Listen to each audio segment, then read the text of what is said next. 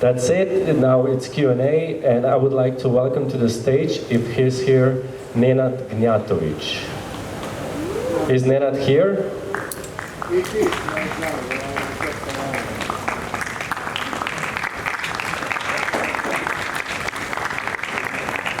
I think he is, right? Or Nenade, jesi tu? Dobro došao, welcome Nenad. Ćao. Vladan. Petar. Drago mi je. Nenad, hoćemo na engleskom ili na našem? Okay, let's stay in English then. So, Nenad, maybe you can tell us a little bit how it came to this. How did you met Mladen, and how it came to this collaboration? Well, we are friends from the childhood. We know each other from almost from this age. So he approached you then, because he is now living in Belgium, I think. Yeah. And he's coming back to your... No, he doesn't coming back. He just came with half of my generation is looking to find better living space, better job in Slovenia, Germany, or whatever. And he already passed to that transition.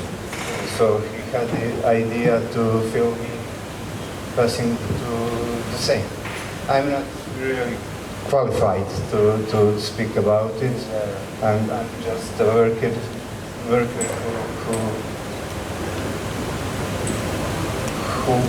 who let him have a sneak peek in my life. And this happened just then when you were like from the old job, you moved to Slovenia. Yeah, first half of the movie is the time when I prepared to go to Slovenia.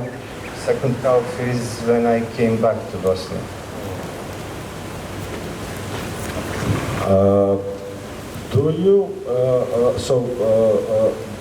Do you feel that this film shows your experience as an immigrant? My personal experience, not that much, but general experience, the experience of all that generation, I think he catched the essence. And did you see did the director show you the film before it was finished, or he just sent it to you and said this is it? I just watched the premiere in Banja Luka, like the whole view. Did you like it? Yeah. And perfectionist, I always think something could be done better, but all in all, he did a great job, I think. And do you live in Trebnje? How is in Trebnje? No, I already left. Ah, you left. Yeah, boss screwed me up for papers. So you're back in Bosnia? I'm back in Bosnia working shitty job for shitty pay. And if anyone needs a worker, please let me know. I'm still in transition. Yeah. Well, thank you very much for coming to the festival, and I hope, you will manage to get the job and the right payment that you deserve. Thank you for inviting me. Thank you.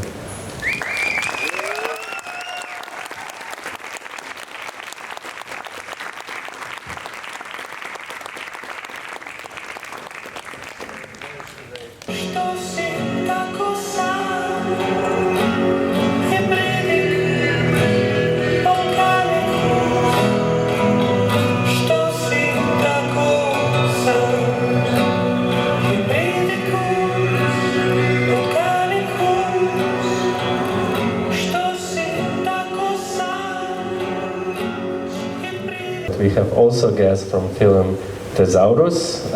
Luka Barajevic is The sound design. sound design of the film Luka. Thesaurus.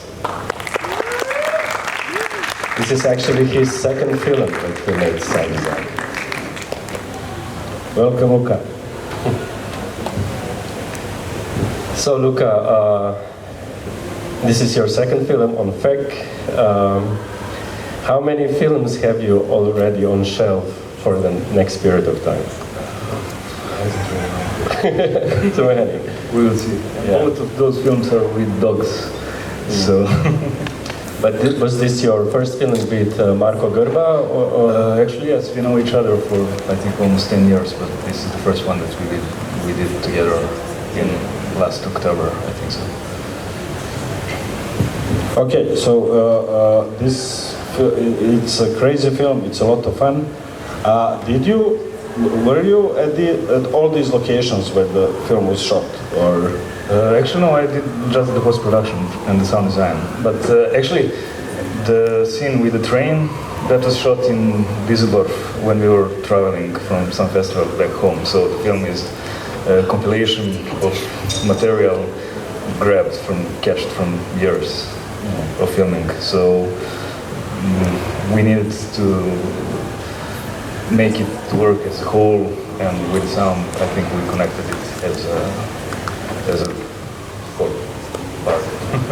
Yeah, it's really interesting what you do with the sound and what the film does.